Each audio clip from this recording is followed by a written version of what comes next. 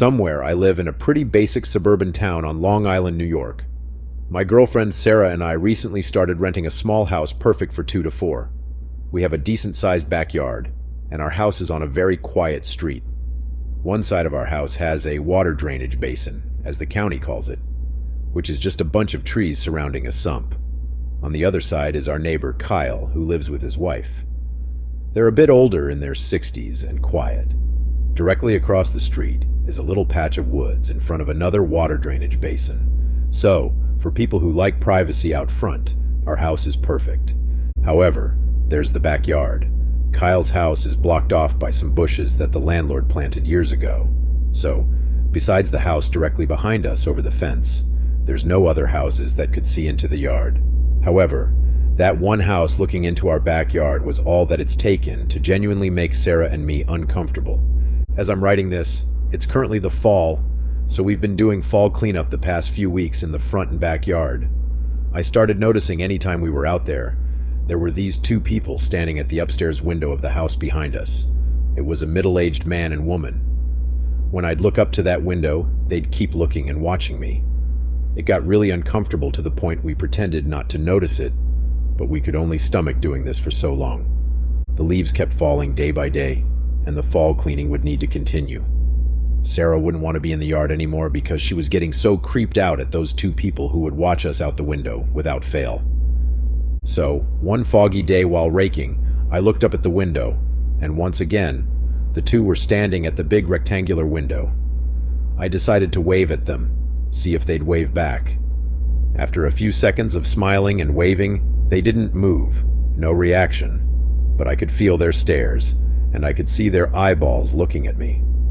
I turned away from the window and tried to continue raking, but after sneaking a peek back at the window a couple of minutes later and seeing them still there, I felt too awkward and weird being out there. I went inside. Sarah said we should go over and introduce ourselves. At first I was hesitant, but I was persuaded to walk around the block with her to that house and ring the bell. We expected one of those people at the window to answer the door, but instead, the door cracked open just enough to see half of a person's head. It didn't look like either of those people who were always at the window. It was also super dark in the house, to the point that it looked incredibly ominous and uncanny, staring at half of that person's face. This guy looked a lot younger, like in his 20s. Sarah and I tried to be friendly and introduce ourselves. The guy seemed very closed off, though, and not interested in speaking. He had a very, "what do you need" type of attitude about him. When I asked if he lives with anyone else here, like his parents, he said no. I mentioned the man and woman who were always at the window upstairs, and the guy on the other side of the door said he doesn't know who I'm talking about. Sarah and I felt really unsettled, so we just left. But weirdly, as we walked down the walkway back to the sidewalk, I noticed the guy behind the door was still peering half of his face through the cracked open door. I'm sure he watched us walk away until we were out of sight. That interaction was weirder and creepier than we were expecting. When we got back home, I went upstairs to our room. The upstairs of our house is only our master bedroom and the bathroom. It has 2 windows. One of the windows looks over to that house over the fence, and I looked out the window to see those 2 people looking out the window again. Even at this distance, I felt like they were staring right at me. I shut the blinds and went down to tell Sarah. We agreed it was time to plant some arborvitaes to block their window from view. The only problem is, it's already the fall, and it's too late to plant any kinds of trees. We have to make it through winter. After a few days of not looking outside the bedroom window or going into the backyard, one night we heard a strange knocking sound from downstairs. I told Sarah to wait in bed while I went downstairs. The knocking got louder, and I quickly discovered it wasn't the sound of knocking on one of the doors, but rather on the glass of one of the backyard windows.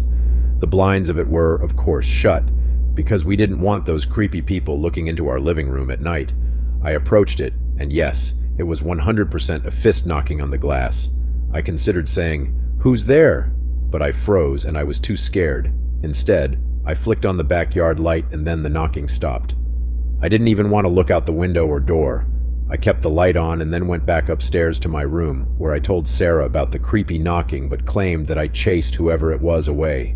I exaggerated in fear of sounding like a coward. I also didn't want her to worry. We both imagined it to have been something to do with that house, though nothing has happened since, but I'll have to update throughout the winter. Update.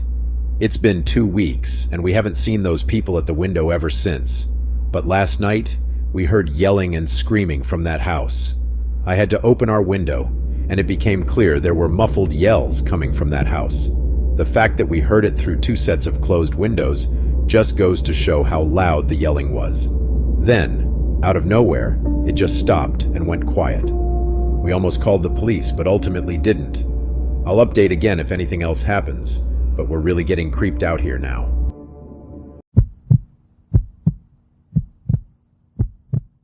Anyway, about 3 months ago, I moved into an apartment with 2 other women so I could attend college. There's a list of things that make the building we live in not that great. For example, most apartment rooms face the corridor where people from the same floor as you will constantly walk left and right to get in or out of the building. So if you keep your windows open, anyone pacing outside can see into your room. But considering I spend most of my time at college, and the girls I live with, and most of the neighbors are really nice, the things on that list don't really bother me that much.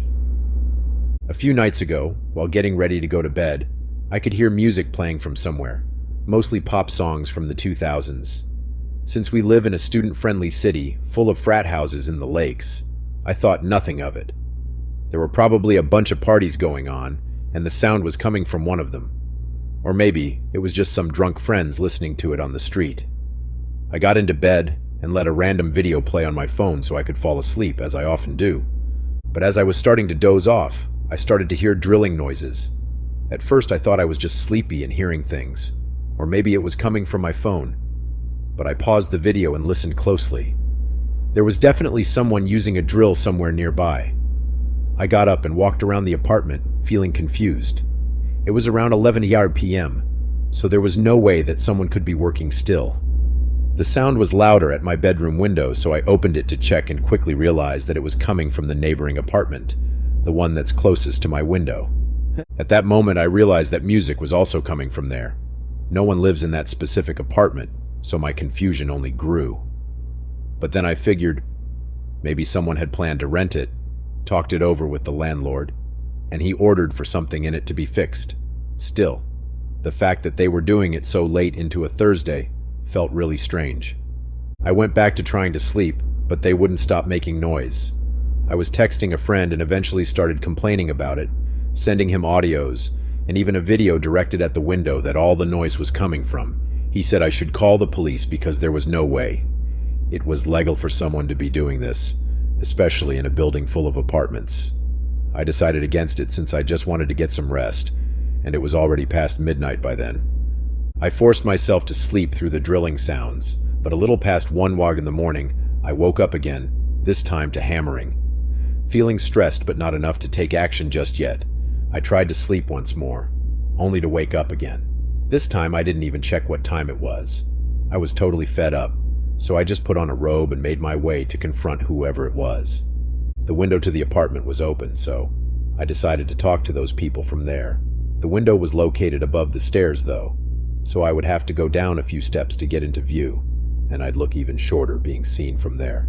But that was the last thing on my mind. As soon as I got to the window, I felt most of the courage leave me. In that room, there were 4 men, who all seemed to be around their 30s or 40s, and they all stopped whatever they were doing to look at me. Now only the song coming from the radio could be heard, and somehow it felt chilling to have all those other noises stopped so abruptly.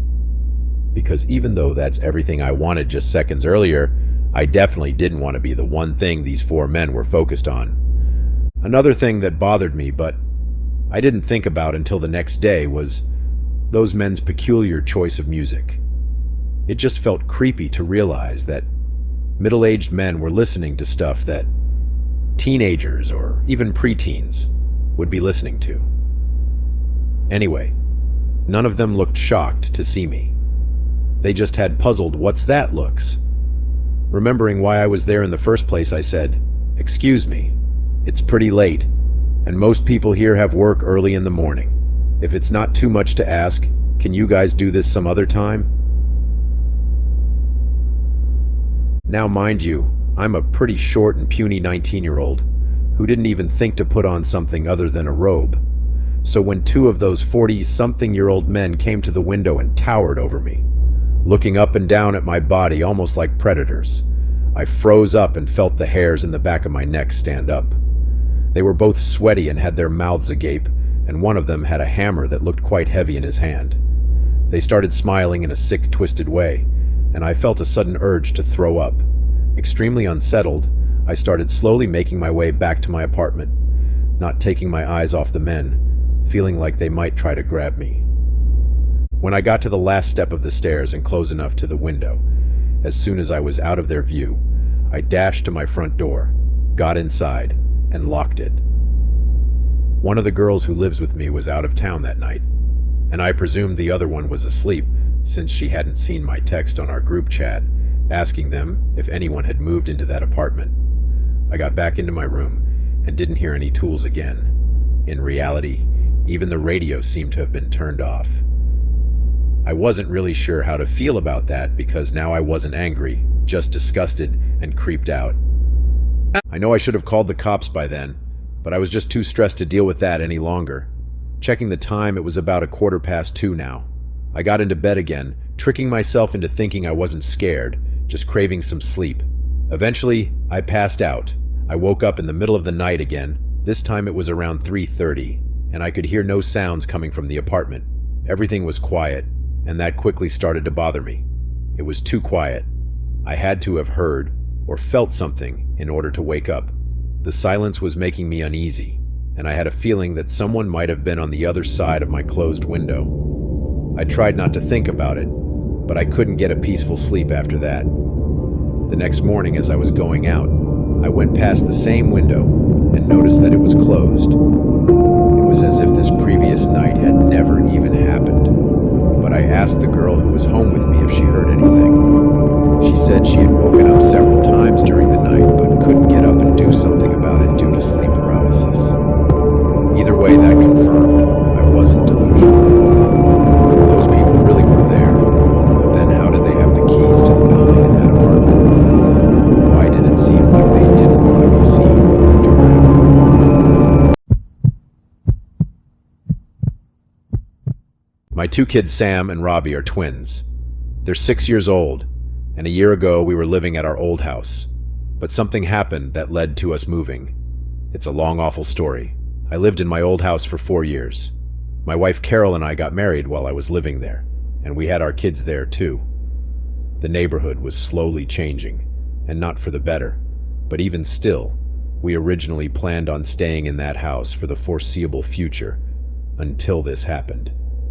We were a corner house, and the house behind us on the intersecting road was covered by a bunch of tall trees and bushes, so we hardly ever saw those neighbors. Our neighbor on the right, however, his name was Steve. He had just moved there less than a year ago. At the time, I had only ever spoken with him a couple of times. Both times I could hardly understand what he said because of his heavy accent, and he just overall didn't seem like the friendliest guy. Two of his windows overlooked our backyard. There wasn't much privacy, but whatever rooms the two windows were that overlooked the backyard, I had never seen the lights on in either of them, so I always assumed it was an unused guest room or something of that nature. One day in the summertime, Sam and Robbie were playing in the backyard in their blow-up pool and with their water guns while I was outside doing yard work. There came a certain point where I was walking towards the detached garage, and then I saw Steve next door at his window for a second. Only half a second. After noticing him, did he turn and walk away from the window? It was slightly odd for sure, but I left it alone. Later that day, as the sun was going down, the kids went back outside to play again. It was a very hot day, so they went back in their blow-up pool while Carol and I were in the kitchen as she was making dinner. Then the kids' laughter went quiet for a while, and suddenly Robbie came inside and said there was a flashing light from the neighbor's window. I had to follow him into the backyard to ask him to show me what he was talking about. He pointed to one of Steve's upstairs windows that overlooked the backyard and said there was a white light that kept coming from that window. I right away assumed the worst and asked the twins if it looked like a camera flash. They both said yes. I told them it's time to dry off and come inside, so I helped them dry themselves and then brought them in, where I went to tell Carol about this. She right away assumed the worst, just like me. She said I should go next door and knock on Steve's door, so I did. But when I did, he never answered the door. His car was even in the driveway, so he had to be home. After a few attempts at knocking and ringing the bell, I gave up and went back to my house. I told Carol he wasn't opening up, which made what the kids said seem even more credible. While we couldn't prove that the white light the kids were seeing was a camera flash, it sure did sound like it, and it was concerning to hear. Some time passed, maybe even weeks, before one night when Carol and I were in the bedroom, we heard our side gate being quietly opened and closed outside. Carol wanted me to go check outside, so I stepped out into the backyard and looked around. I had on all the lights as I searched. I found nothing and nobody, but I noticed the lights in Steve's backyard were on. I went over to look over the fence into his yard, and I nearly jumped out of my skin when he came up to the fence from the other side and asked if I needed something. I asked him if he'd seen or heard anyone sneaking through our yard. He said no. I took this time to also ask him bluntly if he had, by chance, been watching my kids, as they thought someone was at his window taking pictures of them playing in the pool. His reaction to this was a bit suspicious. He acted overly offended to my asking this, almost yelling at me for such an accusation. Again, without proof, I couldn't nor did I want to start issues with a neighbor. I apologized and went back inside. Carol was not happy about this, saying he's full of it. The next incident didn't happen until another few weeks later. This time it was in the middle of the night when we were asleep. I woke up to Carol shaking me in a panic. I looked around the room, confused at first, but then when I heard the kids screaming from their room, I exploded from the bed and ran downstairs to the kids' room. Robbie was awake and crying, and I found out a few seconds later that his crying and screaming had awoken Sammy, who was crying and screaming in reaction to him. Robbie said there was someone outside the window a second ago, and there was a camera flash from the window. I got goosebumps, but I also felt my blood begin to boil. All I could say was, what did he look like? He said he didn't see. I brought the kids up to our room to sleep in the bed with us, with the lights off. I peeked out our bedroom window to look across at Steve's unlit house next door. I looked at each window of his house, and I found him. He, just like me, was peeking out one of the upstairs windows in that same room that overlooks the backyard. I stormed outside next door and rang his doorbell like 15 times. He never opened his door. I did call the police just to make a report on Steve. That way, if any future reports were made about him from other people, maybe the police department would look into him. I never saw him again. Sometimes I'd sit out front waiting to see him outside. He'd clearly avoid coming outside when I'd be out there. Because of this, we ended up moving within a month to a new house in a different but nearby town, which has proven to be a better place to raise the kids.